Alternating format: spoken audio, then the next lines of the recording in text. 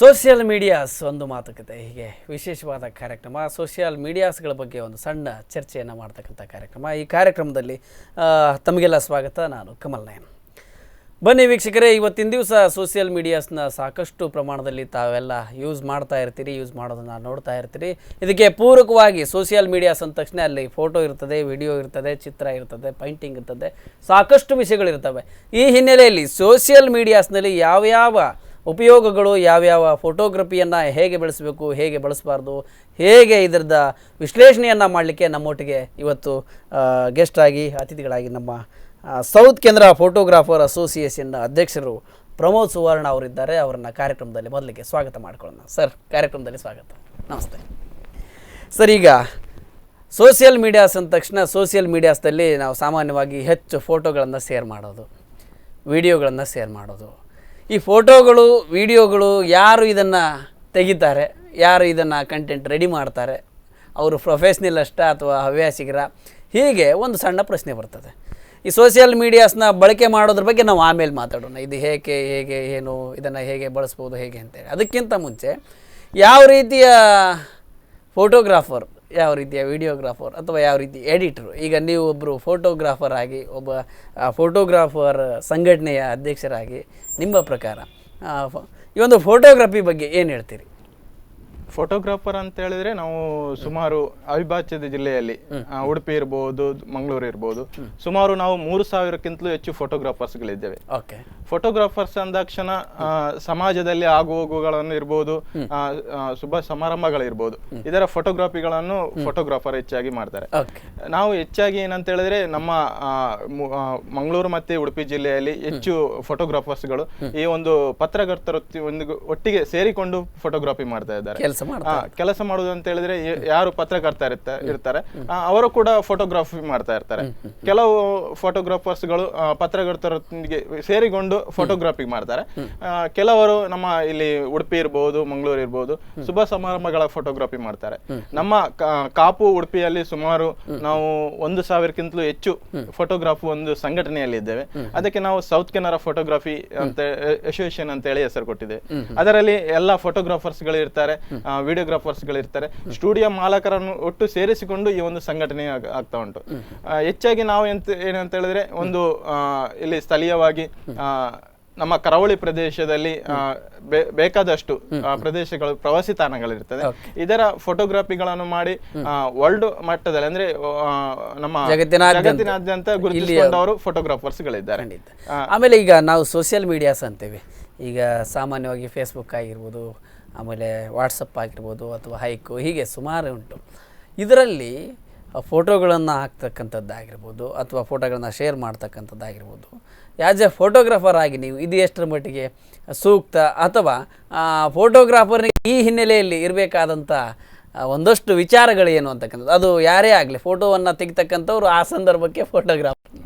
ನಾನು ಫೋಟೋ ತೆಗೆದರೆ ಒಂದು ಸೆಲ್ಫಿಯಲ್ಲಿ ಅಥವಾ ಒಂದು ಮೊಬೈಲಲ್ಲಿ ಆ ಕ್ಷಣಕ್ಕೆ ನಾನು ಫೋಟೋಗ್ರಾಫರ್. ನನ್ನ ತಿಳುವಳಿಕೆಗೆ ಇರಬೇಕಾದಂಥ ವಿಚಾರ ಏನು, ಆ ಘಟನೆ ಬಗ್ಗೆ ಆಗಿರ್ಬೋದು, ಆ ಭಾವಚಿತ್ರವನ್ನು ಹಿಡಿಯೋ ಬಗ್ಗೆ ಆಗಿರ್ಬೋದು, ಅದರ ಒಳಿತು ಕೆಡುಕುಗಳ ಬಗ್ಗೆ ನಿಮ್ಮ ಪ್ರಕಾರ? ಖಂಡಿತವಾಗಿ ಏನಂತ ಹೇಳಿದ್ರೆ, ಒಬ್ಬ ಫೋಟೋಗ್ರಾಫರ್ ಅಂದ್ರೆ ಫೋಟೋಗ್ರಾಫರ್ ಒಂದು ಒಳ್ಳೆಯ ವಿಷಯಗಳನ್ನು ಸೆರೆ ಹಿಡಿದು ಅದನ್ನು ಸಾಮಾಜಿಕ ಜಾಲತಾಣದಲ್ಲಿ ಹಾಕಿದ್ರೆ ಉತ್ತಮ. ಯಾಕೆಂತ ಹೇಳಿದ್ರೆ ಫೋಟೋಗ್ರಾಫರ್ ಆದ ನಂತರ ಎಲ್ಲಾ ವಿಷಯಗಳನ್ನು ಅವನಿಗೆ ಕವರೇಜ್ ಮಾಡ್ಲಿಕ್ಕೆ ಸಿಗ್ತಾ ಇರ್ತಾರೆ.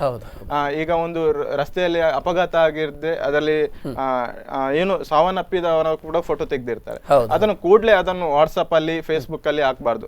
ಯಾಕಂತ ಹೇಳಿದ್ರೆ ಅದು ಕೂಡ್ಲೆ ಅದು ಎಲ್ಲ ಕಡೆಗೆ ಅದು ಅಂದ್ರೆ ಎಲ್ಲ ಜನಗಳಿಗೆ ನೋಡ್ಲಿಕ್ಕೆ ಸಿಗ್ತದೆ. ಅದು ಅದರಿಂದ ಸ್ವಲ್ಪ ಏನಾದ್ರು ಜನಗಳಿಗೆ ಅದರಿಂದ ಬೇರೆ ರೀತಿಯ ಪ್ರಭಾವ ಬೀಳ್ತದೆ. ಇದರಿಂದ ಫೋಟೋಗ್ರಾಫರ್ ಆದ ತನ್ನದೇ ಆದ ಒಂದು ಜವಾಬ್ದಾರಿ ಇರ್ತದೆ. ಅವ ಎಲ್ಲಾ ಕಡೆ ಹೋಗಿ ಅವ ಫೋಟೋಗ್ರಫಿ ಮಾಡ್ಬೋದು.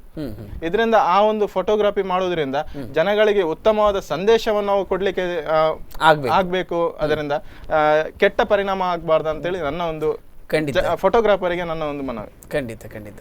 ಹಾಗೇನೆ ಫೋಟೋಗ್ರಫಿ ಅಂದ ತಕ್ಷಣ ಹೆಚ್ಚಾಗಿ ಒಂದು ಸೌಂದರ್ಯ, ಒಂದು ಪ್ರಕೃತಿ ಸೌಂದರ್ಯ, ಒಂದು ಹೀಗೆ ಅದು ಒಂದು ವಿಷನ್ ಇರ್ತದೆ, ಒಂದು ದೃಷ್ಟಿಕೋನ ಇರ್ತದೆ.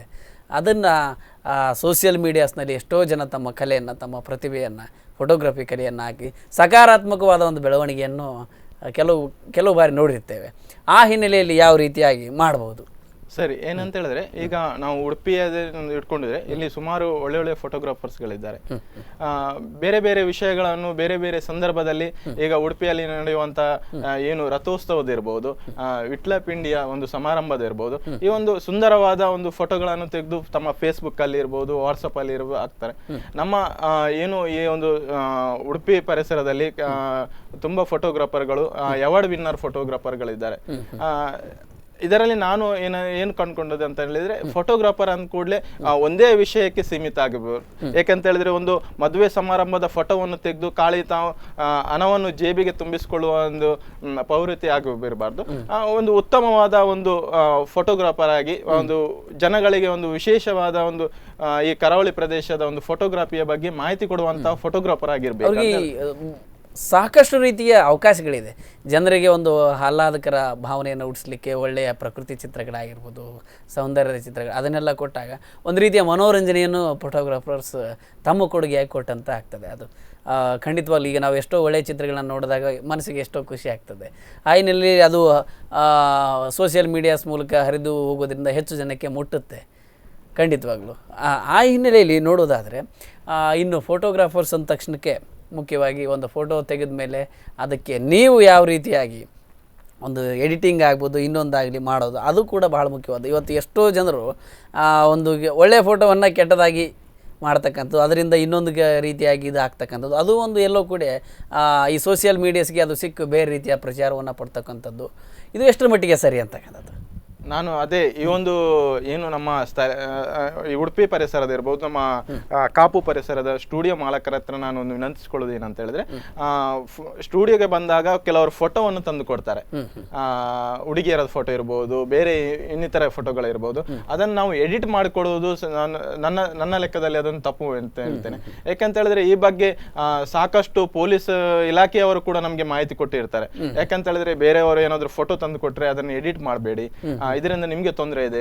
ನಮ್ಗೆ ಸಾಕಷ್ಟು ನಮ್ಗೆ ಕೂಡ ಅಧ್ಯಕ್ಷರಾಗಿ ನಂಗೆ ಕೆಲವರು ಪೊಲೀಸರು ಹೇಳುವುದುಂಟು, ನೀವು ಅದನ್ನು ನಮ್ಮ ಸ್ಟುಡಿಯೋ ಮಾಲಕರಿಗೆ ತಿಳಿಸಿ ಅದನ್ನು ಎಡಿಟ್ ಮಾಡಬಾರ್ದು, ಅದರಿಂದ ತುಂಬಾ ತೊಂದರೆ ಆಗ್ತದೆ.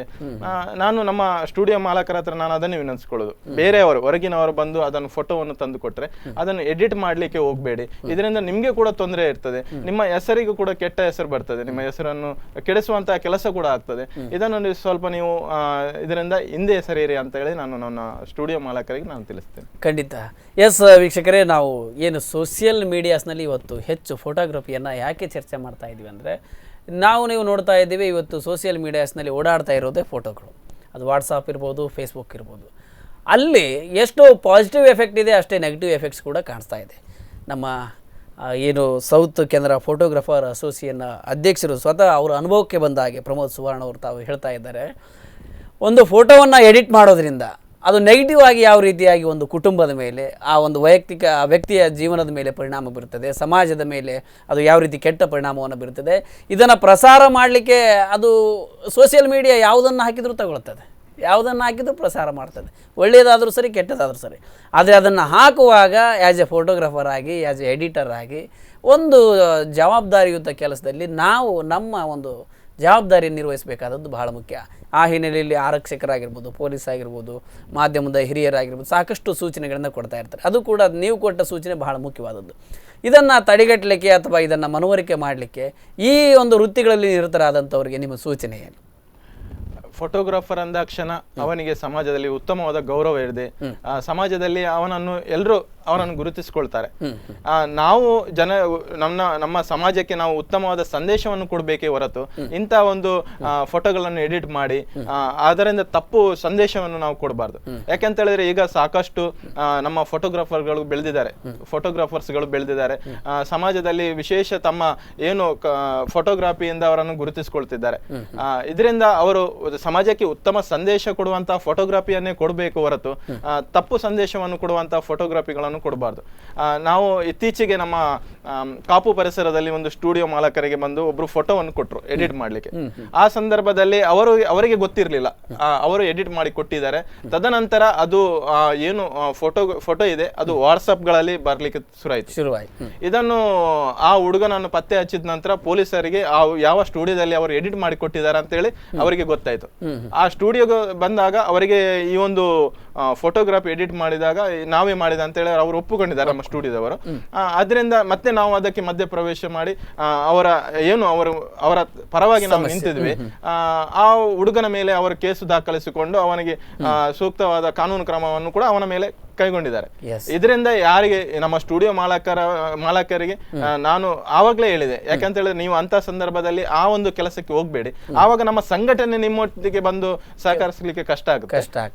ಆ ಸಂದರ್ಭದಲ್ಲಿ ನಾವು ಸದಾ ಅವರೊಟ್ಟಿಗೆ ನಾವು ನಿಂತು ಆ ಒಂದು ಏನು ಅವರ ಕಾನೂನು ಕ್ರಮ ಆಗುವ ಕೆಲಸದಲ್ಲಿ ಪೊಲೀಸ್ ಇಲಾಖೆಯೊಂದಿಗೆ ನಾವು ಅವರಿಗೆ ಮನವರಿಕೆ ಮಾಡುವಂತಹ ಕೆಲಸವನ್ನು ಮಾಡಿಕೊಟ್ಟಿದ್ದೇವೆ. ಖಂಡಿತ. ಈಗ ಫೋಟೋಗ್ರಫಿ ಅಂದ ತಕ್ಷಣ ಬಹಳ ಮುಖ್ಯವಾಗಿ ವೃತ್ತಿಪರ ಅಂತ ಪ್ರೊಫೆಷ್ನಲ್ ಫೋಟೋಗ್ರಾಫರ್ಸು, ನಾವೆಲ್ಲ ಹಾಬಿಯಸ್ಲಿ ಮಾಡ್ತಕ್ಕಂಥವ್ರು, ಜೊತೆಗೆ ಈಗ ಮೊಬೈಲ್ ಇದ್ದವರೆಲ್ಲ ಫೋಟೋಗ್ರಾಫರ್ಸ್ ಆಗ್ತಾ ಇರ್ತಾರೆ. ಒಂದು ಜಾತ್ರೆ, ಒಂದು ಮದುವೆ, ಒಂದು ಸಮಾರಂಭ, ಅಲ್ಲಿ ಏನೇ ಆದರೂ ಕೂಡ ಯಾರ ಹತ್ರ ಮೊಬೈಲ್ ಇದೆ ಅವ ಫೋಟೋಗ್ರಾಫರ್. ಸೊ ಇದು ಕಂಡು ಬರ್ತಕ್ಕಂಥದ್ದು. ಈ ಮೊಬೈಲ್ ಫೋಟೋಗ್ರಫಿ ಅಂತಕ್ಕಂಥದ್ದು ಎಷ್ಟು ಸೂಕ್ತ, ಎಷ್ಟು ಅಗತ್ಯ ಇದೆ ನಮಗೆ ನಿಮ್ಮ ಪ್ರಕಾರ? ಖಂಡಿತವಾಗಿ. ಏನಂತ ಹೇಳಿದ್ರೆ ನಾವು ಒಂದು ಶುಭ ಸಮಾರಂಭಕ್ಕೆ ಹೋದಾಗ, ಒಂದು ಮದುವೆ ಸಮಾರಂಭವನ್ನೇ ಇಟ್ಕೊಂಡಾಗ ಅಲ್ಲಿ ನಮ್ಮ ಏನು ಒಂದು ಹುಡುಗಿ ಕಡೆಯಿಂದ ಇಬ್ರು ಫೋಟೋಗ್ರಾಫರ್, ಒಂದು ಫೋಟೋಗ್ರಾಫರ್ ಒಂದು ವಿಡಿಯೋಗ್ರಾಫರ್ ಇರ್ತಾರೆ. ಇನ್ನೊಂದು ಸೈಡ್ ಅಲ್ಲಿ ಹುಡುಗನ ಕಡೆಯಿಂದ ಒಂದು ಫೋಟೋಗ್ರಾಫರ್ ವಿಡಿಯೋಗ್ರಾಫರ್ ಇರ್ತಾರೆ. ತದನಂತರ ಆ ಏನು ಶುಭ ಸಮಾರಂಭದಲ್ಲಿ ಮನೆಯವರು, ವರನ ಮನೆಯವರು ಇರ್ಬೋದು, ವಧುವ ಮನೆಯವರು ಇರ್ಬೋದು, ಎಲ್ಲರೂ ಮೊಬೈಲ್ ಇಟ್ಕೊಂಡು ಫೋಟೋ ತೆಗಿತಾ ಇರ್ತಾರೆ. ಅಲ್ಲಿಗೆ ಬರ್ತೇನೆ ನಾನು. ಮುಖ್ಯವಾಗಿ ಅದನ್ನು ಮಾಡೋದು ಯಾತಕ್ಕೆ ಅಂದರೆ ಅವರು ಫೇಸ್ಬುಕ್ಕಿಗೆ ಹಾಕಲಿಕ್ಕೆ ತಕ್ಷಣಕ್ಕೆ ಬೇಕಾಗ್ತದೆ ಅವರಿಗೆ. ಅವರ ಫೈಲಲ್ಲಿ, ಅವರ ಮೆಮೊರಿ ಕಾರ್ಡಲ್ಲಿ ಅದು ಸೇವ್ ಆಗ್ತದೆ, ಅಲ್ಲಿಂದ ಅದನ್ನು ಶೇರ್ ಮಾಡ್ಕೊಳ್ಳಿಕ್ಕೆ ಬೇಕಾಗ್ತದೆ. ಅದು ನೋಡಿ, ನಾವು ಫೋಟೋಗ್ರಫಿಯನ್ನು ಮಾತಾಡ್ತಾ ಇದ್ವಿ ಅಂದರೆ ಸೋಷಿಯಲ್ ಮೀಡಿಯಾಸ್ದಿಂದ ಹೊರತಾಗಿಲ್ಲ. ಅದು ಫೋಟೋಗ್ರಫಿ ಹೆಚ್ಚಾಗ್ತಾ ಇರೋದು ಸೋಷಿಯಲ್ ಮೀಡಿಯಾಸ್ನಲ್ಲಿ ಹಾಕಲಿಕ್ಕೆ ಅಂತಕ್ಕಂಥದ್ದು. ಸೊ ಅದನ್ನು ತಕ್ಷಣಕ್ಕೆ ಅವ್ರು ತೆಗಿತಕ್ಕಂಥದ್ದು ವಾಟ್ಸಪ್ಗೆ ಹಾಕಲಿಕ್ಕೆ, ಹೈಕಿಗೆ ಅಥವಾ ಫೇಸ್ಬುಕ್ಗೆ ಹೀಗೆ ಹಾಕಲಿಕ್ಕೆ ಅದನ್ನು ಮಾಡ್ತಾರೆ. ಸೊ ಇದರ ಅಗತ್ಯತೆ ಏನಿದೆ ಅಂತಕ್ಕಂಥದ್ದು ಏನಂತ ಹೇಳಿದ್ರೆ, ಅಲ್ಲಿ ಏನು ಇವರು ಮೊಬೈಲ್ ಇಂದ ಬಂದು ಫೋಟೋ ತೆಗೆಯುವಾಗ ಅಲ್ಲಿ ಕೆಳಗಡೆ ಶುಭ ಸಮಾರಂಭವನ್ನು ನೋಡ್ಲಿಕ್ಕೆ ಸಾಕಷ್ಟು ನೆಂಟರಿಸ್ಟರು ಬಂದಿರ್ತಾರೆ. ಅವರಿಗೆ ಆವಾಗ ಈ ಒಂದು ನಾವು ಅಡ್ಡವಾಗಿ ನಿಂತಾಗ ಫೋಟೋಗ್ರಾಫರ್ಗಳೇ ಅಡ್ಡ ಆಗಿ ಇರ್ತಾರೆ. ತದನಂತರ ಈ ಒಂದು ಮೊಬೈಲ್ ಇಟ್ಕೊಂಡು ಫೋಟೋ ತೆಗೆದಾಗ ಅವರಿಗೆ ಒಂದು ಸಮಾರಂಭವನ್ನು ನೋಡ್ಲಿಕ್ಕೆ ಆಗುದಿಲ್ಲ. ಒಂದು ಕಡೆ ನಮಗೂ ಕೂಡ ಒಂದು ಸಂದರ್ಭದಲ್ಲಿ ಸಮಸ್ಯೆ. ಯಾಕಂತೇಳಿ ನಾನು ಏನು ಅಲ್ಲಿ ರಿಕ್ವೆಸ್ಟ್ ಮಾಡುದು ಅಂತ ಹೇಳಿದ್ರೆ, ಫೋಟೋಗ್ರಾಫರ್ ನಿಮ್ಮದೇ ಇರ್ತಾರೆ, ನಿಮ್ಗೆ ಆ ಫೋಟೋಗಳು ನಿಮ್ಗೆ ರೈಟ್ಸ್ ಇರ್ತದೆ, ಕೇಳುವ ರೈಟ್ಸ್ ಇದೆ. ನಿಮ್ಗೆ ಆ ಫೋಟೋವನ್ನು ತೆಗೆದು ಮುಂದಿನ ದಿನಗಳಲ್ಲಿ ಫೇಸ್ಬುಕ್ ಅಲ್ಲಿ ಇರ್ಬೋದು, ವಾಟ್ಸಪ್ ಅಲ್ಲಿ ಇರ್ಬೋದು, ಅದನ್ನ ಹಾಕ್ಬಹುದು. ನಿಮ್ದೇ ಫೋಟೋಗ್ರಾಫರ್, ನಿಮ್ಗೆ ಫೋಟೋಗ್ರಾಫರ್ ಹತ್ರ ಕೇಳುವ ರೈಟ್ಸ್ ಇದೆ. ಯಾಕಂತ ಹೇಳಿದ್ರೆ ನೀವು ಅವರಿಗೆ ಪೇಮೆಂಟ್ ಮಾಡ್ತೀರಿ. ಎಲ್ಲ ಫೋಟೋಗಳನ್ನು ಕೇಳುವ ರೈಟ್ಸ್ ಇರ್ತದೆ. ನಾನು ಏನು ಜನಗಳಲ್ಲಿ ಕೇಳುವುದು ಅಂತ ಹೇಳಿ, ನಾವು ಆ ಸಮಾರಂಭದಲ್ಲಿ ನಾವು ನಿಂತು ಫೋಟೋ ತೆಗೆದ್ರಂತ ನಾವು ಆ ಒಂದು ಸಂಭ್ರಮವನ್ನು ಒಂದು ಅದನ್ನು ಆ ಸಮಾರಂಭದಲ್ಲಿ ಭಾಗಿಯಾಗಿ ಹೋಗ್ಬೇಕೇ ಹೊರತು ಅಲ್ಲಿ ನಾವು ಮೊಬೈಲ್ ಇಟ್ಕೊಂಡು ಫೋಟೋ ತೆಗೆಯೋದು ಸರ್. ನಾವು ಇದ್ರ ಬಗ್ಗೆ ಇನ್ನಷ್ಟು ಚರ್ಚೆ ಮಾಡೋಣ. ಒಂದು ಮೊದಲಿಗೆ ವಿರಾಮವನ್ನು ತೆಗೆದುಕೊಳ್ಳೋಣ. ಎಸ್ ವೀಕ್ಷಕರೇ, ಏನಿವತ್ತು ಸೋಷಿಯಲ್ ಮೀಡಿಯಾಸ್ ಒಂದು ಮಾತುಕತೆ ಅಂತಕ್ಕಂಥ ಒಂದು ವಿಶೇಷ ಕಾರ್ಯಕ್ರಮ ನಡೀತಾ ಇದೆ. ಇದರಲ್ಲಿ ಒಂದು ಚಿಕ್ಕ ವಿರಾಮ, ಮತ್ತೆ ಮುಂದುವರಿಸೋಣ.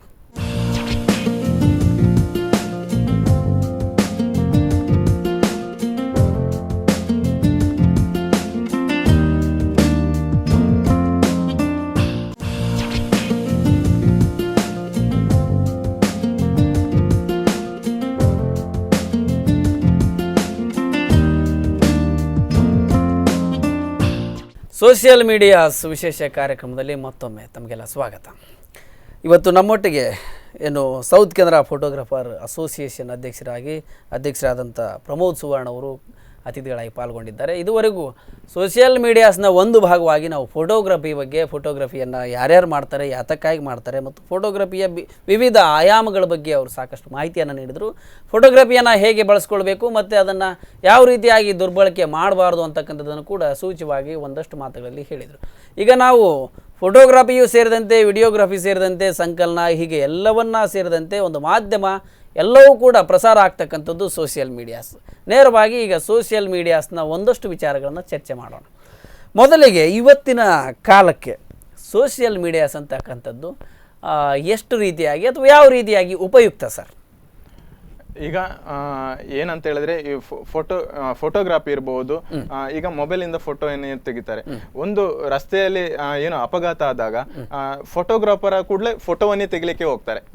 ನಂತರ ಏನು ಮೊಬೈಲ್ ಇಟ್ಕೊಂಡು ಅವರು ಕೂಡ ಫೋಟೋವನ್ನೇ ತೆಗಿತಾರೆ. ಇದರಿಂದ ಏನು ಕೂಡಲೇ ವಾಟ್ಸಪ್ ಅಲ್ಲಿ ಹಾಕ್ಲಿಕ್ಕೆ ಇರ್ಬೋದು. ಬೇರೆ ನಮ್ ಫೋಟೋಗ್ರಾಫರ್ ಕೂಡ ಆಗಿ ಫೋಟೋ ತೆಗೆದ ಕೂಡಲೇ ಅದನ್ನು ವಾಟ್ಸಪ್ ಅಲ್ಲಿ ಫೇಸ್ಬುಕ್ ಅಲ್ಲಿ ಹಾಕುವಂತ ಕೆಲಸವನ್ನು ಮಾಡ್ತಾರೆ.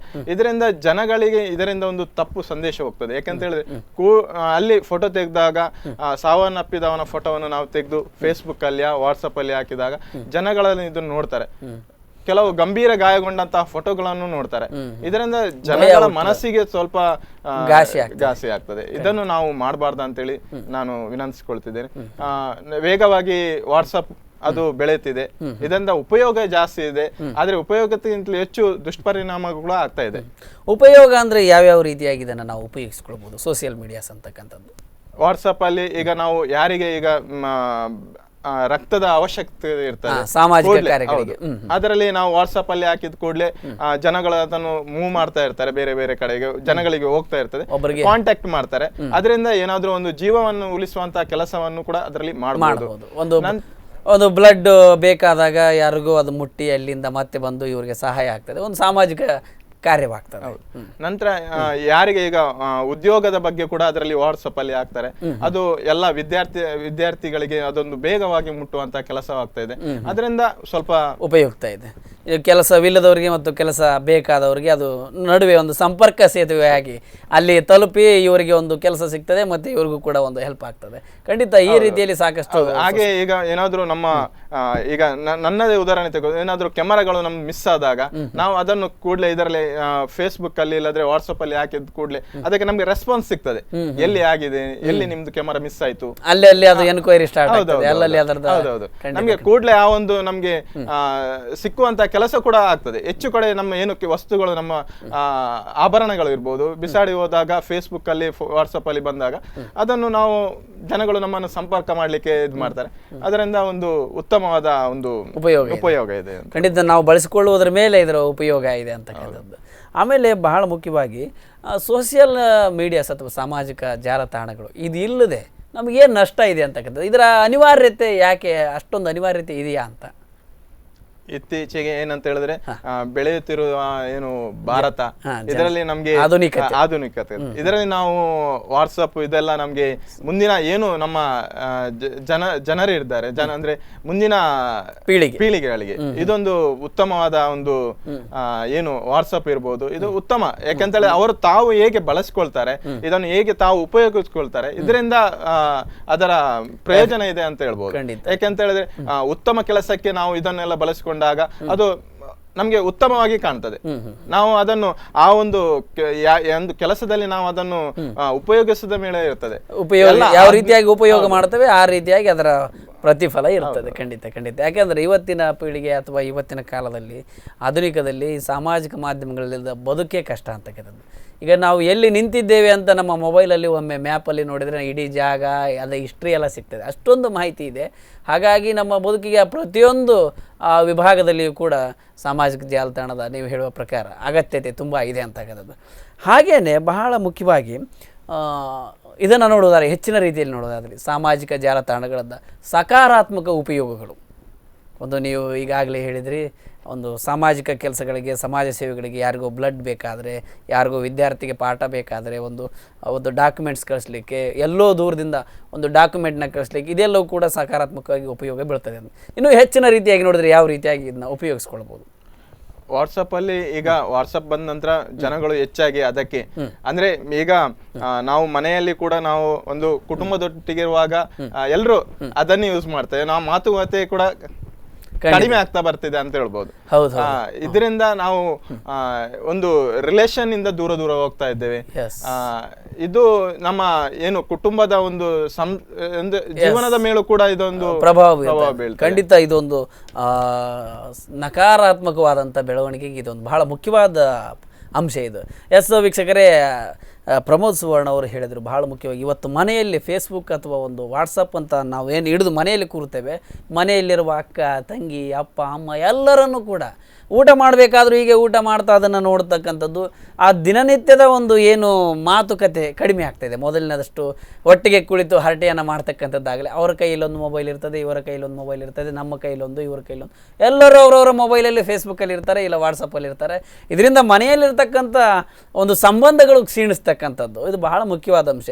ಇದನ್ನು ನಾವು ಅರ್ಥಕೊಂಡು ಎಷ್ಟಕ್ಕೆ ಬೇಕು ಅಷ್ಟಕ್ಕೆ ಉಪಯೋಗ ಮಾಡೋದ್ರಿಂದ ನಮ್ಮ ಸಂಬಂಧಗಳು ಗಟ್ಟಿಯಾಗಿ ಉಳಿತಕ್ಕಂಥದ್ದು, ಇದು ಭಾಳ ಮುಖ್ಯವಾದ ಅಂಶ ಸರ್ ನೀವು ಹೇಳಿದ್ದು ಖಂಡಿತ. ಯಾಕೆಂದರೆ ಇವತ್ತು ನೀವು ಎಲ್ಲೇ ಹೋದರೂ ಕೂಡ ಫೇಸ್ಬುಕ್ ಅಂತಕ್ಕಂಥದ್ದು ಬಸ್ನಲ್ಲಿ ಪಕ್ಕದವರು ಇದ್ದರೆ, ಹಾಗೆಲ್ಲ ಮೊದಲು ಯಾವ ಊರು, ಎಲ್ಲಿಂದ ಬಂದ್ರಿ, ಎಲ್ಲಿಗೆ ಹೊರಟ್ರಿ, ಒಂದು ದೊಡ್ಡ ಮಟ್ಟದ ಒಂದು ಸ್ನೇಹವೇ ಬೆಳೀತಿತ್ತು. ಒಂದು ಬಸ್ನಲ್ಲಿ ಕೂತ್ರೆ ಒಬ್ಬರು ಮತ್ತೊಬ್ಬರು ಇಬ್ಬರು ಬಂದು ಸೇರಿ ಒಂದು ಊರಿಗೆ ಹೋಗಬೇಕಾದ್ರೆ, ನಾನು ಅದೇ ಊರಿಗೆ ಹೋಗಬೇಕು, ನೀವು ಯಾರ ಮನೆಗೆ ಹೋಗ್ಬೇಕು, ಬನ್ನಿ ಹೋಗುವ, ತೋರಿಸ್ತೀನಿ, ಹೀಗೆಲ್ಲ ಇತ್ತು. ಈಗ ಹಾಗೆ ಯಾವುದೂ ಉಳಿದಿಲ್ಲ. ಬಸ್ ಹತ್ತಿದ ತಕ್ಷಣ ಟಿಕೆಟ್ ಹರಿದು ಜೇಬಲ್ಲಿ ಇಟ್ಕೊಂಡು ನನ್ನ ಫೇಸ್ಬುಕ್ ನಾನು ತೆಗಿತೇನೆ, ನನ್ನ ವಾಟ್ಸಪ್ ನಾನು ತೆಗಿತೇನೆ, ನೆಟ್ವರ್ಕ್ ಬಂದಾದರೆ, ಬ್ಯಾಟ್ರಿ ಕ್ಲೋಸ್ ಆದರೆ ಮಾತ್ರ ಜೇಬಿಗೆ ಹಾಕ್ಕೊಳ್ತಕ್ಕಂಥದ್ದು, ಇಲ್ಲ ನನ್ನದೇ ಲೋಕದಲ್ಲಿ ನಾನಿರ್ತಕ್ಕಂಥದ್ದು. ಇದು ಎಷ್ಟರ ಮಟ್ಟಿಗೆ ನಮ್ಮ ಜೀವನವನ್ನು ಹಾಳುಗೆಡುತ್ತದೆ ಅನ್ನೋದಕ್ಕೆ ಒಂದು ಉತ್ತಮ ಉದಾಹರಣೆ. ಇದು ಸಕಾರಾತ್ಮಕವಾದ ಉಪಯೋಗವನ್ನು ಅರಿತುಕೊಂಡು ಇದನ್ನು ಅವಾಯ್ಡ್ ಮಾಡಿದರೆ ಮಾತ್ರ ಇದರ ಉಪಯೋಗ ನಮಗೆ ಸಾರ್ಥಕವಾಗ್ತಕ್ಕಂಥದ್ದು. ಇನ್ನೂ ಹೆಚ್ಚಿನಾಗಿ ನೋಡಬೇಕಾದ್ರೆ ಈ ನಕಾರಾತ್ಮಕ ಉಪಯೋಗಗಳ ಬಗ್ಗೆ ನೋಡೋದಾದರೆ, ಅಂದರೆ ನೆಗೆಟಿವ್ ಎಫೆಕ್ಟ್, ಇನ್ನು ಯಾವ್ಯಾವ ರೀತಿ ನಮಗೆ ನೆಗೆಟಿವ್ ಎಫೆಕ್ಟ್ ಆಗ್ಬೋದು? ಇದು ಇತ್ತೀಚೆಗೆ ನಾನು ಒಂದು ಪತ್ರಿಕೆಯಲ್ಲಿ ಓದಿದ ಒಂದು ವಿಷಯವನ್ನು ನಾನು ಇಲ್ಲಿ ಕಿಚ್ಚುಪಡ್ತೇನೆ. ಯಾಕಂತ ಹೇಳಿದ್ರೆ ಈಗ ಮೊಬೈಲಲ್ಲಿ ಈಗ ಹೆಚ್ಚು ಸೆಲ್ಫಿ, ಇದರಿಂದ ನಾವು ಬೈಕ್ ಸವಾರ ಮಾಡುವಾಗ ಅವ ಸೆಲ್ಫ್ ತೆಗೆದು ಅಪಘಾತ ಆಗಿ ಒಂದು ಸಾವನ್ನಪ್ಪಿದಂತ ಒಂದು ಘಟನೆಯನ್ನು ಕೂಡ ನಾನು ಪತ್ರಿಕೆಯಲ್ಲಿ ಓದಿದೆ. ಇತ್ತೀಚೆಗೆ ಮೈಸೂರಲ್ಲಿ ಒಂದು ಚಿರತೆ ಸತ್ತಿದೆ, ಅದರೊಟ್ಟಿಗೆ ಸೆಲ್ಫಿ ತೆಗೆಯೋದು.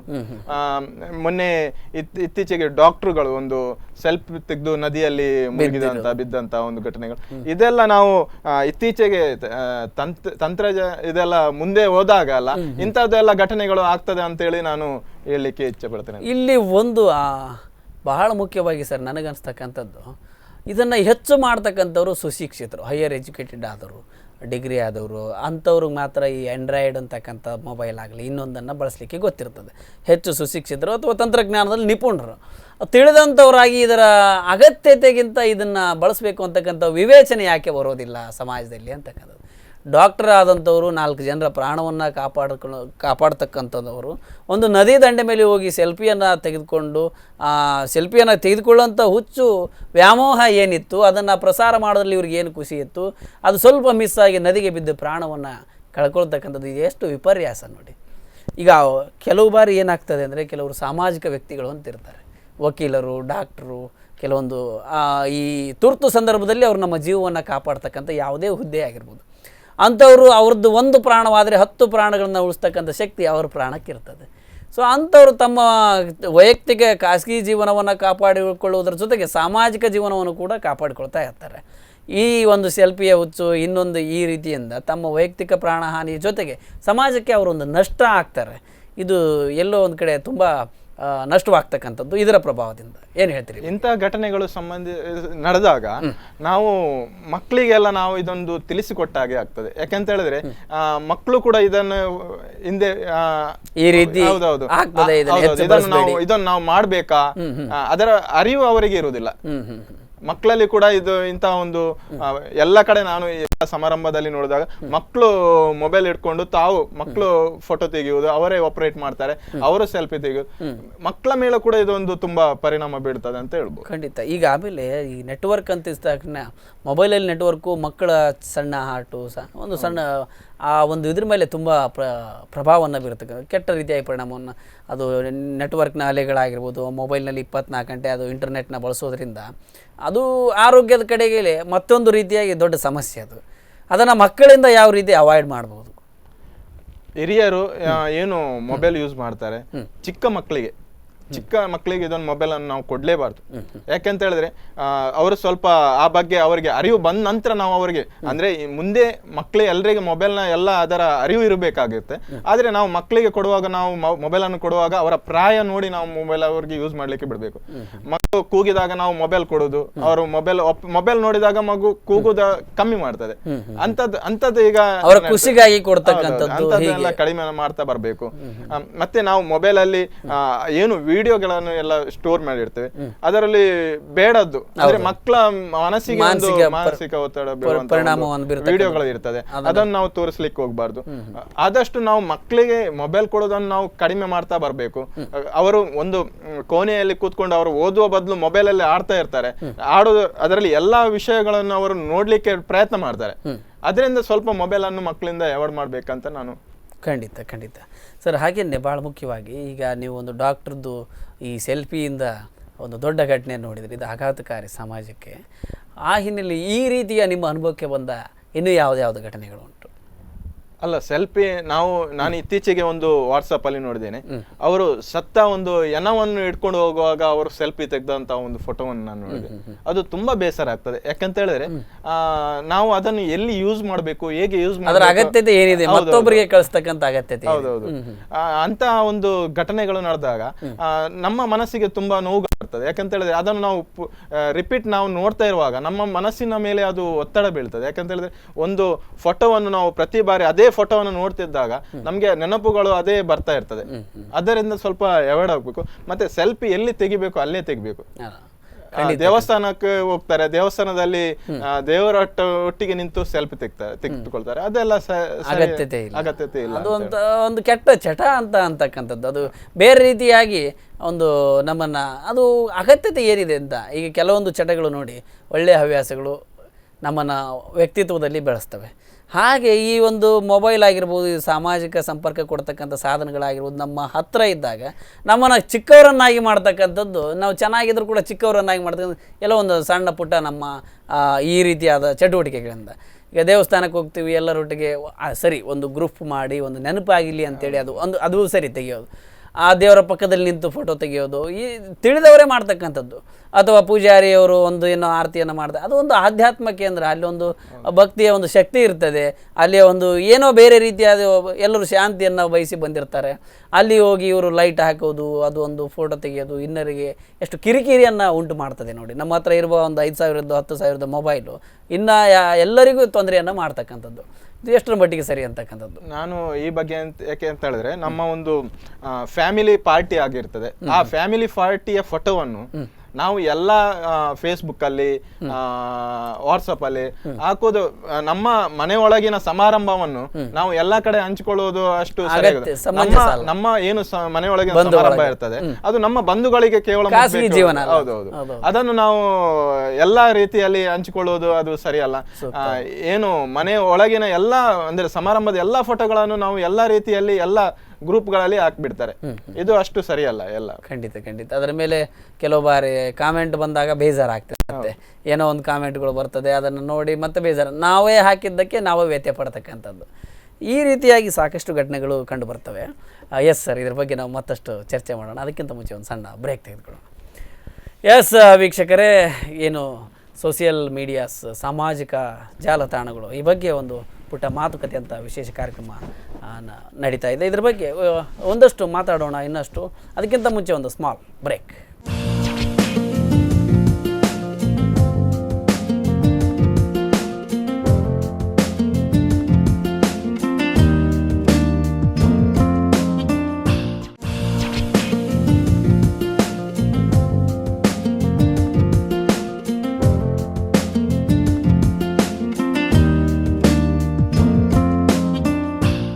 ಎಸ್ ವೀಕ್ಷಕರೇ, ಸೋಷಿಯಲ್ ಮೀಡಿಯಾಸ್ ಒಂದು ಮಾತುಕತೆ. ಇವತ್ತೇನು ಸಾಮಾಜಿಕ ತಾಣಗಳ ಬಗ್ಗೆ ಸಮಾಜದಲ್ಲಿ ಸಿಕ್ಕಾಪಟ್ಟೆ ಚರ್ಚೆ ಆಗ್ತಾಯಿದೆ. ಅದರ ಉಪಯುಕ್ತತೆ, ಅನುಪಯುಕ್ತತೆ ಮತ್ತು ಅದರ ಅನಿವಾರ್ಯತೆ ಮತ್ತು ಎಷ್ಟರ ಮಟ್ಟಿನ ಅಗತ್ಯತೆ, ಈ ಎಲ್ಲ ವಿಚಾರಗಳ ಬಗ್ಗೆ ನಾವು ಸಂಕ್ಷಿಪ್ತವಾಗಿ ತಮಗೆಲ್ಲರಿಗೂ ಮನ ಮುಟ್ಟುವಂತೆ ಚರ್ಚೆಯನ್ನು ಮಾಡಿದ್ವಿ ಅಂತಕ್ಕಂಥದ್ದು ನನ್ನ ಭಾವನೆ. ಈ ಹಿನ್ನೆಲೆಯಲ್ಲಿ ಇವತ್ತು ನಮ್ಮೊಟ್ಟಿಗೆ ಏನು ಸೌತ್ ಕೆನರಾ ಫೋಟೋಗ್ರಾಫರ್ ಅಸೋಸಿಯೇಷನ್ ಅಧ್ಯಕ್ಷರು ಪ್ರಮೋದ್ ಸುವರ್ಣ ಅವರು ಭಾಗವಹಿಸಿದ್ದಾರೆ. ಮತ್ತೊಮ್ಮೆ ನಿಮಗೂ ಮತ್ತು ಅವರಿಗೆ ವಿರಾಮದ ಬಳಿಕ ಕಾರ್ಯಕ್ರಮದಲ್ಲಿ ಸ್ವಾಗತವನ್ನು ಮಾಡಿಸ್ಕೊಳ್ತಾ ಇದ್ದೆ. ಸರ್, ವಿರಾಮದ ಬಳಿಕ ಮತ್ತೊಮ್ಮೆ ತಮಗೆ ಕಾರ್ಯಕ್ರಮದಲ್ಲಿ ಸ್ವಾಗತ. ಹಾಗೆ ನಾವು ಸೋಷಿಯಲ್ ಮೀಡಿಯಾಸ್ ಬಗ್ಗೆ ಇದುವರೆಗೂ ಸಾಕಷ್ಟು ವಿಚಾರಗಳನ್ನು ಮಾತಾಡಿದ್ವಿ. ಇದು ಮಕ್ಕಳ ಮೇಲೆ ಯಾವ ರೀತಿ ಪರಿಣಾಮವನ್ನು ಬೀರ್ತದೆ, ಅದು ಒಳಿತಿರಲಿ ಕೆಡುಕಿರಲಿ, ಹಾಗೆ ಹಿರಿಯರ ಮೇಲೆ ಯಾವ ರೀತಿ ಪರಿಣಾಮವನ್ನು ಬೀರ್ತದೆ ಮತ್ತು ಸುಶಿಕ್ಷಿತರಾಗಿ ಇದನ್ನು ಬಳಸ್ತಕ್ಕಂಥ ಒಂದು ಹುಚ್ಚು ಹವ್ಯಾಸ ಯಾವ ರೀತಿ ನಮಗೆ ಒಂದಷ್ಟು ಅಲ್ಲಲ್ಲಿ ದೊಡ್ಡ ಮಟ್ಟದ ದೊಡ್ಡ ಏಟುಗಳನ್ನು ಕೊಡ್ತದೆ. ತಾವು ಹೇಳಿದ್ರೆ ಡಾಕ್ಟ್ರುಗಳಾಗಿರ್ಬೋದು, ಇನ್ನೊಬ್ಬರು ಮುನ್ನೊಬ್ಬರು, ನಾವು ಅವರ ವೃತ್ತಿಯನ್ನು ಅಂತ ಹೇಳ್ತಕ್ಕಂಥದ್ದೆಲ್ಲ ಸಾಮಾನ್ಯವಾಗಿ ಇದು ಒಂದು ಕೆಟ್ಟ ಒಳ್ಳೆಯ ಹವ್ಯಾಸವೇ ಸರಿ, ಆದರೆ ಕೆಲವು ಬಾರಿ ಕೆಟ್ಟ ಪರಿಣಾಮವನ್ನು ಬೀರ್ತಕ್ಕಂಥದ್ದು. ಇದೆಲ್ಲದರ ಬಗ್ಗೆ ನಾವು ನಮ್ಮ ವೀಕ್ಷಕರೊಟ್ಟಿಗೆ ಸಾಕಷ್ಟು ವಿಚಾರಗಳನ್ನು ಶೇರ್ ಮಾಡಿಕೊಂಡ್ವಿ. ಈಗ ನಾವು ಒಂದು ಸರ್ಕಾರಿ ಕೆಲಸಗಳಲ್ಲಿ ಈಗ ಎಲ್ಲೋ ಒಂದು ರಸ್ತೆ ಕಾಮಗಾರಿ ನಡೀತಾ ಇರ್ತದೆ, ಅಲ್ಲಿ ಒಂದು ಸಣ್ಣ ಮಟ್ಟದ ಭ್ರಷ್ಟಾಚಾರ ನಡೀತಿರ್ತದೆ. ಯಾವುದೋ ಒಂದು ಕಚೇರಿಯಲ್ಲಿ, ತಹಸೀಲ್ ಕಚೇರಿನೋ ಡಿ ಸಿ ಆಫೀಸೋ ಇನ್ನೊಂದು ಎಲ್ಲೋ ಒಂದಷ್ಟು ಕೈ ಬಿಸಿ ಮಾಡದೆ ಕೆಲಸ ಆಗೋದಿಲ್ಲ ಅಂತಕ್ಕಂಥ ಮಾತುಗಳು ಕೇಳಿ ಬರ್ತಾ ಇರ್ತದೆ. ಅದನ್ನು ಒಂದಿಬ್ಬರು ಯಾರೋ ಯುವಕರು ಆಸಕ್ತರು ಇದನ್ನು ಬಿಸಿ ಮುಟ್ಟಿಸ್ಬೇಕು ಇವರಿಗೆ ಅಂತೇಳಿ ದೂರದಿಂದ ಒಬ್ಬರು ಹಣ ಕೊಟ್ಟು ಹಾಗೆ ಮಾಡೋದು, ಇನ್ನೊಬ್ಬರು ಅದನ್ನು ಫೋಟೋ ತೆಗೆದು ಸೋಷಿಯಲ್ ಮೀಡಿಯಾಸ್ನಲ್ಲಿ ನೋಡಿ ಈ ಅಧಿಕಾರಿ ಹೀಗಿದ್ದಾನೆ, ಅದು ಮೀಡಿಯಾದವ್ರಿಗೆ ಸಿಕ್ಕು ಅದು ಪಬ್ಲಿಸಿಟಿಯಾಗಿ ಅವನ ಕೆಲಸವೇ ಹೋಗ್ತಕ್ಕಂಥದ್ದು ದೊಡ್ಡ ಪಾಠ ಆಗ್ತಕ್ಕಂಥದ್ದು. ಇದರ ಬಗ್ಗೆ ಸಾಕಷ್ಟು ಈ ಥರದ ಘಟನೆಗಳನ್ನು ನೋಡ್ತಾ ಇದ್ವಿ. ಈ ನಿಟ್ಟಿನಲ್ಲಿ ಈ ಸೋಷಿಯಲ್ ಮೀಡಿಯಾಸ್ ಅಥವಾ ಈ ಫೋಟೋಗ್ರಫಿ ಈ ಒಂದು ಏನು ಬಳಕೆ ಯಾವ ರೀತಿಯಾದಂಥ ಪರಿಣಾಮವನ್ನು ಬೀರುತ್ತೆ? ಹೌದು, ಖಂಡಿತವಾಗಿ. ಏನಂತ ಹೇಳಿದ್ರೆ ಈಗ ವಾಟ್ಸಪ್ ಇರ್ಬೋದು, ಫೇಸ್ಬುಕ್ ಇರ್ಬೋದು, ಇದು ಬಂದ ನಂತರ ಸರ್ಕಾರ ಮಟ್ಟದಲ್ಲಿ ನಡೆಯುವಂತಹ ಒಂದು ಭ್ರಷ್ಟಾಚಾರ ಏನಿದೆ ಇದೊಂದು ಸ್ವಲ್ಪ ಕಡಿಮೆ ಆಗಿದೆ ಅಂತ ಹೇಳ್ಬೋದು. ಯಾಕಂತ ಹೇಳಿದ್ರೆ ಪ್ರತಿ ಆಫೀಸಲ್ಲಿ ಏನು ಲಂಚ ಕೊಟ್ಟೆ ಕೆಲಸ ಆಗ್ತಿತ್ತು, ಆದ್ರೆ ಈಗ ಅಧಿಕಾರಿಗಳು ಸ್ವಲ್ಪ ಭಯ ಪಡುವಂತ ಪ್ರಸಂಗ ನಡೆದಿದೆ ಅಂತ ಹೇಳ್ಬೋದು. ಯಾಕಂತ ಹೇಳಿದ್ರೆ ಪ್ರತಿಯೊಬ್ಬರುಗಳ ಮೊಬೈಲ್ ಅಲ್ಲಿ ಫೋಟೋ ತೆಗಿತಾರೆ, ಅದನ್ನು ವಾಟ್ಸಪ್ ಅಲ್ಲಿ ಹಾಕ್ತಾರೆ. ಇದರಿಂದ ಏನು ಹಿರಿಯ ಅಧಿಕಾರಿಗಳು ತಮ್ಮ ಒಂದು ತಪ್ಪಿನ ಕೆಲಸ ಅವರ ಒಂದು ಗಮನಕ್ಕೂ ಕೂಡ ಬರುವಂತ ಒಂದು ನಡೆಯುತ್ತದೆ ಅಂತೇಳಿ ಅವರು ಸ್ವಲ್ಪ ಇದರಲ್ಲಿ ಪರಿಣಾಮ ಬೀಳುತ್ತೆ ಅಂತ ಹೇಳಿ. ಎಸ್, ನೀವು ಹೇಳ್ತಿದ್ದಾಗೆ ನನಗೊಂದು ಘಟನೆ ನೆನಪಾಯಿತು. ಈಗ ಒಬ್ಬ ನಮ್ಮ ಸ್ನೇಹಿತ ಶಿಕ್ಷಕರಾಗಿ ಸೇವೆ ಸಲ್ಲಿಸ್ತಾ ಇದ್ರು. ಅವರು ಒಂದು ಕಾಮಗಾರಿಯನ್ನು ಮಾಡ್ತಾಯಿದ್ರು, ಹೆಡ್ ಮಾಸ್ಟರ್ ಅವರು. ಸೊ ಒಂದು ಬಿಲ್ಡಿಂಗ್ ಏನೋ ಬಂದಿರ್ತದೆ ಅಥವಾ ಅವರು ಒಂದು ಏನೋ ಕೆಲಸವನ್ನು ಮಾಡಬೇಕಾದ್ರೆ ಒಬ್ಬರು ಸಂಬಂಧಪಟ್ಟ ಇಲಾಖೆ ಅಧಿಕಾರಿಗಳು ಅವ್ರಿಗೆ ಫೋನ್ ಮಾಡಿದರು. ಫೋನ್ ಮಾಡಿ ಇಷ್ಟು ಪರ್ಸೆಂಟೇಜ್ ನನಗೆ ಇದರಲ್ಲಿ ಬೇಕು ಅಂದರೆ ನಾನು ಸರಿಯಾದ ಸಮಯಕ್ಕೆ ಸಿಗ್ನೇಚರ್ ಹಾಕ್ತೇನೆ, ಚೆಕ್ ಕೊಡ್ತೇನೆ, ಅನುದಾನ ಬಿಡುಗಡೆ ಮಾಡಲಿಕ್ಕೆ ಸಹಕಾರಿಯಾಗಿ ಕೆಲಸ ಮಾಡ್ತೇನೆ ಅಂತೇಳಿ. ಸರಿ ಅಂತೇಳಿ ಅವರು ಮಾತನಾಡಬೇಕಾದ್ರೆ ಇವರು ರೆಕಾರ್ಡ್ ಮಾಡ್ಕೊಂಡಿದ್ದಾರೆ, ಫೋನಲ್ಲಿ ರೆಕಾರ್ಡ್ ಮಾಡ್ಕೊಂಡಿದ್ದಾರೆ. ಅದು ಫೋನ್ ಕಟ್ ಆಯಿತು, ಎಲ್ಲ ಆಯಿತು. ಆಮೇಲೆ ನೋಡಿದರೆ ಅವರು ಯಥಾವತ್ತಾಗಿ ಅದು ರೆಕಾರ್ಡ್ ಆಗಿದೆ, ಅದನ್ನು ಇಟ್ಕೊಂಡಿದ್ದಾರೆ. ಇವರು ಕೇಳಿದಾಗೆಲ್ಲ ಆಗೋದಿಲ್ಲ ಸರ್, ನನಗೆ ಕೆಲಸ ಮಾಡಲಿಕ್ಕೆ ಅದು ಸಾಕಾಗ್ತದೆ, ಅದರಲ್ಲಿ ಹಾಗೆ ಹೀಗೆ ಹೇಳಿದ್ದಾರೆ. ಇಲ್ಲ, ನಿಮಗೆ ನಾವು ಯಾವುದೋ ಕಾರಣದಲ್ಲಿ ಸಸ್ಪೆಂಡ್ ಮಾಡ್ತೇವೆ, ಹಾಗೆ ಹೀಗೆ ಜೋರು ಹೋಗಿದೆ. ಇವರು ಅದನ್ನು ಇಟ್ಕೊಂಡು ಅವ್ರಿಗೆ ಬ್ಲಾಕ್ ಮೇಲ್ ಅಂತ ಮಾಡಿಲ್ಲ, ಇವರು ಶಿಕ್ಷಕರಾದ್ದರಿಂದ ಇವ್ರದ್ದು ಒಂದು ಬದುಕು ಆದರ್ಶಮಯವಾಗಿತ್ತು. ಈ ಥರದವ್ರನ್ನ ಸಣ್ಣ ಮಟ್ಟಿಗೆ ನಿರ್ಲಕ್ಷ್ಯವನ್ನು ಮಾಡ್ತಿ ತಮ್ಮ ಕೆಲಸದ ಕಡೆ ತಾವು ಮಾಡ್ತಾಯಿದ್ರು. ಅನಿವಾರ್ಯ ಪ್ರಸಂಗ ಬಂದಾಗ 4 ಜನ ಸಂಘಟಿತರಾಗಿ ಶಿಕ್ಷಕರು, ಸ್ನೇಹಿತರೆಲ್ಲ ಸೇರಿ ಈ ಅಧಿಕಾರಿದು ನನ್ನ ಹತ್ರ ಸಣ್ಣ ಪ್ರೂಫ್ ಉಂಟು, ಅವರು ತುಂಬ ನನಗೆ ಒತ್ತಾಯವನ್ನು ಮಾಡ್ತಾ ಇದ್ದಾರೆ, ಬನ್ನಿ ಈ ಬಗ್ಗೆ ಒಮ್ಮೆ ಮಾಡುವ ಅಂತ ಹೋಗಿ ಅವ್ರು ಯಾರಿಗೂ ಕಂಪ್ಲೇಂಟ್ ಕೊಡಲಿಲ್ಲ. ಸರ್, ನೀವು ಮಾಡೋದು ಎಷ್ಟು ಸರಿ, ಈ ರೀತಿಯಾದ ನಿಮಗೆ ಸರ್ಕಾರ ಹಣವನ್ನು ಕೊಡ್ತಾ ಇದೆ, ಸಂಬಳವನ್ನು ಕೊಡ್ತಾ ಇದೆ, ನಿಮ್ಮ ಕರ್ತವ್ಯಕ್ಕೆ ನೀವು ಬದ್ಧರಾಗಿ ದುಡಿಯೋದನ್ನು ಬಿಟ್ಟು ಕೆಳಗೆ ಕೆಲಸ ಮಾಡ್ತಕ್ಕಂಥವ್ರಿಗೆ ನೀವು ಈ ಒಂದು ಭ್ರಷ್ಟಾಚಾರವನ್ನು ಎಷ್ಟರ ಮಟ್ಟಿಗೆ ಇದು ಮಾಡ್ತಾ ಇದ್ದೀರಿ.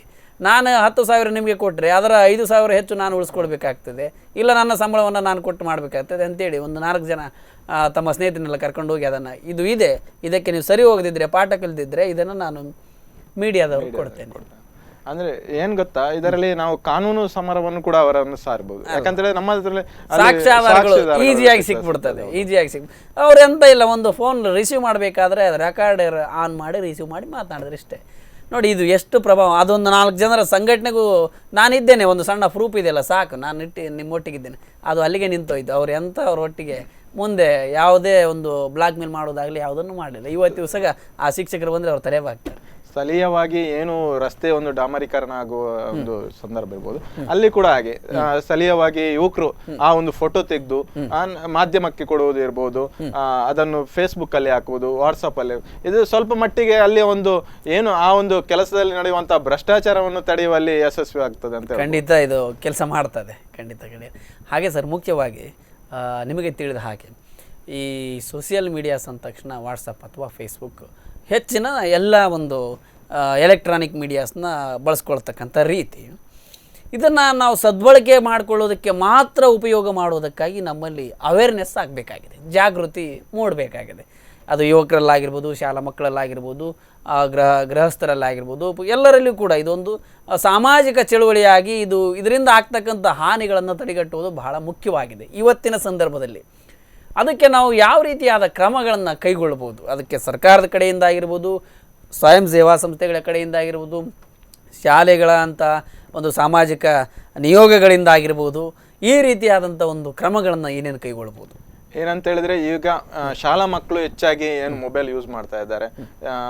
ಮಕ್ಕಳಲ್ಲಿ ಮೊದಲಿಗೆ ಇಂತಹ ಒಂದು ಕಾರ್ಯಾಗಾರಗಳು ನಡೆಯಬೇಕು. ನಂತರ ಸ್ಥಳೀಯವಾಗಿ ನಮ್ಮ ಪೊಲೀಸ್ ಇಲಾಖೆಗಳು ತಮ್ಮ ವ್ಯಾಪ್ತಿಯಲ್ಲಿ ಬರುವಂತಹ ಏನು ಸಂಘಟನೆಗಳಿಗಿದೆ ಅವರನ್ನೆಲ್ಲ ಒಟ್ಟುಗೂಡಿಸಿ ಅವರಿಗೆ ಮಾಹಿತಿಯನ್ನು ಕೊಡಬೇಕು. ಇದರಿಂದ ಏನು ತೊಂದರೆ ಆಗ್ತದೆ, ಏನು ಉಪಯೋಗ ಇದೆ ಆ ಬಗ್ಗೆ ಅವರು ಮಾಹಿತಿ ನೀಡಬೇಕು. ಅಂದ್ರೆ ಪೊಲೀಸ್ ಇಲಾಖೆ ಜವಾಬ್ದಾರಿ ಕೂಡ ಜಾಸ್ತಿ ಇರ್ತದೆ. ಯಾಕಂತ ಹೇಳಿದ್ರೆ ಅದರಲ್ಲಿ ಏನು ಅವರು ಮೊಬೈಲ್ ಇಂದ ಕ್ರೈಮ್ಗಳು ಆಗ್ತದೆ ಅಂತಗಳನ್ನು ತಡೆಗಟ್ಟುವಲ್ಲಿ ಪೊಲೀಸ್ ಇಲಾಖೆ ಸಹಕರಿಸಬೇಕಾಗ್ತದೆ. ಅವರು ಯುವಕರಿಗೆ ಜಾಸ್ತಿ ಬಗ್ಗೆ ಮಾಹಿತಿಯನ್ನು ಕೊಡಬೇಕು. ನಂತರ ಎಲ್ಲಾ ಕಾಲೇಜುಗಳಲ್ಲಿ ಇದರ ಒಂದು ಮಾಹಿತಿ ಕಾರ್ಯಾಗಾರ ನಡೀಬೇಕು. ಅಂದ್ರೆ ಕಾಲೇಜು ಮಟ್ಟದಲ್ಲಿ ಮಕ್ಕಳಲ್ಲಿ ಈ ಬಗ್ಗೆ ಒಂದು ಮಾಹಿತಿ ಸಿಕ್ಕಿದ್ರೆ ಮುಂದೆ ಅದು ಏನು ಮೊಬೈಲ್ ವಾಟ್ಸಪ್ ಅಲ್ಲಿ ಇರ್ಬೋದು, ಫೇಸ್ಬುಕ್ ಅಲ್ಲಿ ಆಗಿರುವಂತ ತೊಂದರೆಗಳನ್ನು ತಡೆಗಟ್ಟಲಿಕ್ಕೆ ಆಗ್ಬೋದು ಅಂತ ಹೇಳ್ಬೋದು. ಖಂಡಿತ ಈಚೆಗೆ ಒಂದು ಕನ್ನಡದಲ್ಲಿ ದೃಶ್ಯ ಅಂತ ಒಂದು ಸಿನಿಮಾ ಬಂತು. ಈ ಸೋಷಿಯಲ್ ಮೀಡಿಯಾಸ್ನಲ್ಲಿ ಒಂದು ಸಣ್ಣ ಒಂದು ಫೋಟೋವನ್ನು ಇಟ್ಕೊಂಡು ಒಂದು ಕುಟುಂಬಕ್ಕೆ ಬ್ಲಾಕ್ ಮೇಲ್ ಮಾಡುವ ಒಂದು ಕಥೆಯನ್ನು ಉಳ್ಳಂಥ ಸಿನಿಮಾ ಅದು. ತಾವು ನೋಡಿದ್ರೆ ಗೊತ್ತಿಲ್ಲ. ಅದು ಇದು ಎಲ್ಲ ಭಾಷೆಯಲ್ಲೂ ಬಂತು. ಪಿ ವಾಸು ಅಂತೇಳಿ ಅವರು ತಮಿಳಿನ ಖ್ಯಾತ ನಿರ್ದೇಶಕರು ಸೋಷಿಯಲ್ ಮೀಡಿಯಾ ಎಫೆಕ್ಟ್ನ ಇಟ್ಕೊಂಡು ದೃಶ್ಯ ಅಂತಕ್ಕಂಥ ಒಂದು ಒಳ್ಳೆಯ ಸಿನಿಮಾವನ್ನು ಮಾಡಿಕೊಟ್ರು. ಅದರ ಪರಿಣಾಮದಿಂದ ಆ ಕುಟುಂಬ ಎಷ್ಟು ಒಂದು ಯಾತನೆಯನ್ನು ಪಡ್ತದೆ ಒಂದು ಸೋಷಿಯಲ್ ಮೀಡಿಯಾದಿಂದ. ಒಂದು ಗುಟ್ಟಾಗಿ ಒಂದು ಹುಡುಗಿಯ ಫೋಟೋವನ್ನು ತೆಗೆದು ಬ್ಲಾಕ್ ಮೇಲ್ ಮಾಡೋದ್ರಿಂದ ಹಿಡಿದು ಆ ಹುಡುಗನ ಕುಟುಂಬಕ್ಕೆ, ಆ ಹುಡುಗಿಯ ಕುಟುಂಬಕ್ಕೆ ಸುಶಿಕ್ಷಿತರಾಗಿದ್ದರೂ ಕೂಡ ಎಷ್ಟು ತೊಂದರೆ ಕೊಡ್ತು, ಆ ಮನೋಭಾವನೆಯಿಂದ ಏನೇನು ಸಮಸ್ಯೆ ಆಯಿತು ಅನ್ನೋ ಹಿನ್ನೆಲೆಯಲ್ಲಿ ನಾವು ಈ ಸಂದರ್ಭದಲ್ಲಿ ನೆನಪಿಸ್ಕೊಳ್ಳತಕ್ಕಂಥದ್ದು ಸೂಕ್ತ. ಯಾಕೆಂದರೆ ನೀವು ಹೇಳಿದ ಹಾಗೆ ಶಾಲೆಗಳಲ್ಲಿ ಇದರ ಅಗತ್ಯತೆ ತುಂಬ ಇದೆ.